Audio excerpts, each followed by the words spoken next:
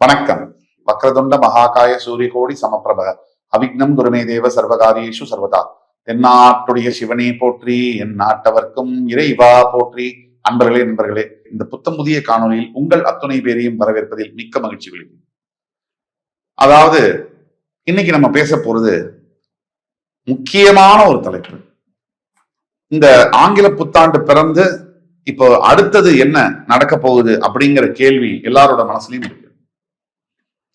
நமக்கு பல திட்டங்கள் இருக்கு வாழ்க்கையில. எல்லாருக்குமே குழந்தைங்களை படிக்க வைக்கணும், ஒரு நல்ல வீடு வாங்கணும், அவங்களுடைய எதிர்காலத்தை பத்தின கனவுகள், அதே மாதிரி திருமணம் ஆகாமல் இருக்கக்கூடியவர்களுக்கு நல்ல ஒரு மணமகன் அமையணும், பெத்தவங்களுடைய கவலை. இப்படி பல கவலைகளோடு தான் எல்லாருமே ஓடிட்டு இருக்கோம். பல பேருக்கு பல கேள்விகள் மனசுல. நம்ம நினைச்சது நடக்குமா? எப்ப நடக்கும்? இல்ல நம்ம கஷ்டத்தோடயே வாழ்ந்துருவோமா? இந்த கேள்விகளுக்கான பதில்கள் கிரகங்களுடைய நகர்வுகளை பொறுத்துதான் அமையும்.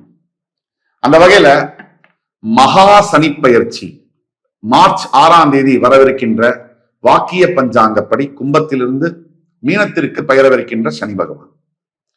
சனி பகவானை பொறுத்த வரைக்கும் ஒவ்வொரு ராசியிலும் 2.5 வருஷம் இருக்காரு. இது எல்லாருக்குமே தெரியும். தான் இருக்கிற ராசி, முன்னாடி ராசி, பின்னாடி ராசியை ஆதிக்கம் செலுத்தக்கூடிய பவர், சக்தி என்பது அவருக்கு இயல்புல உண்டு. சனி, இப்போ இந்த சனி பயிற்சியினுடைய பலன்கள் பிரத்யேகமாக சிறப்பு பலன்கள் 12 ராசிகளுக்கும் இன்று முதல் தொடக்கம். மேஷம் முதல் மீனம் வரை சனி பகவானுடைய ஆட்டம் ஆரம்பம். இதுல இன்றைக்கு நம்ம பேச போறது மேஷம். காலபுருஷ தத்துவத்துக்கு முதல் வீடான மேஷத்துக்கு 12ஆம் வீட்டுல சனி பகவான் வரார். அதாவது 11ஆம் வீடு கும்பத்திலிருந்து பெயர்ந்து வாக்கிய பஞ்சாங்கப்படி 12ஆம் வீடு மீனராசிக்கு வரார். இது மேஷத்துக்கு 7.5 சனியை துவக்கும்.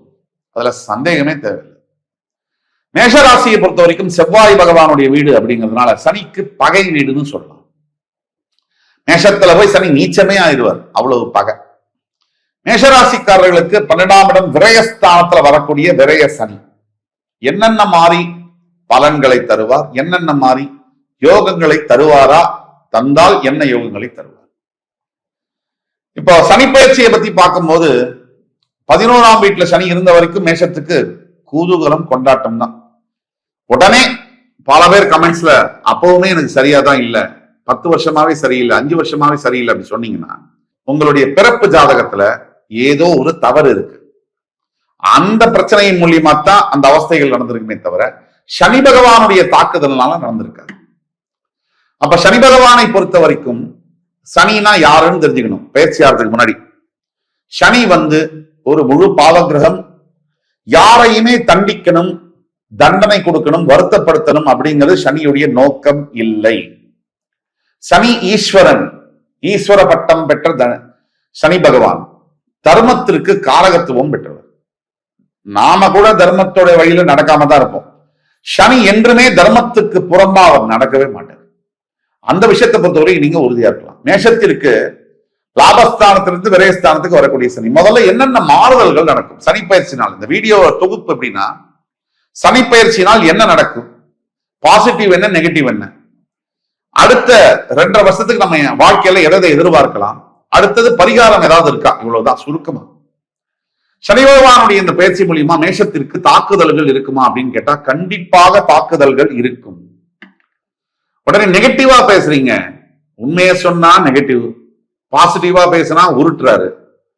இது ரெண்டுத்துக்கும் நடுவுல கமெண்ட்ஸ்ல சொல்றவங்க பேசுவாங்க.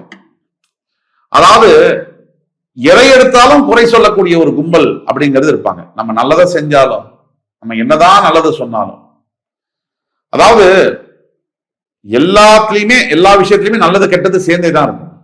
அதனால ஜோதிடத்தை பொறுத்த வரைக்கும் உண்மையைத்தான் பேசணும். எப்ப பாரு நல்லதை சொன்னா எந்த ஒரு பிரயோஜனமும் இல்லை. தவிர ஒரு பிரச்சனைனா ஒரு ஒரு ஒரு அதுல என்ன இருக்கு உண்மையை தெரிஞ்சுக்கணுமே தவிர தேவையில்லாத சிந்தனைகள் அப்படின்றத நம்ம யோசிக்கவே கூடாது. நான் சொன்ன மாதிரி, ஏற்கனவே சொன்ன மாதிரி, ரோட்ல ஒரு விபத்து ஆகி போச்சு, நம்ம பாசிட்டிவா திங்க் பண்ணுவோம், அவருக்கு எதுவுமே உதவி பண்ண வேணாம், மனசுல நல்லதே நினைப்போம், எந்த ஒரு ஃபர்ஸ்ட் எய்ட் எல்லாம் பண்ண வேண்டாம், பாவம், பாசிட்டிவா திங்க் பண்ணுவோம். நமக்கே உடம்பு சரியில்லை, பாசிட்டிவா திங்க் பண்ணுவோமே, டாக்டர் எதுக்கு போய் பார்க்கணும், மருந்தெல்லாம் சாப்பிட வேண்டியதில்லை, பாசிட்டிவா திங்க் பண்ணுவோம் அப்படின்னா நம்மளோட ஒரு முட்டாள் வந்து இருக்கவே முடியாது. அதனால பாசிட்டிவ் திங்கிங் அப்படிங்கிறது எங்க அப்ளை பண்ணணும், எவ்வளவு அப்ளை பண்ணணும் அப்படிங்கிறது இருக்கு.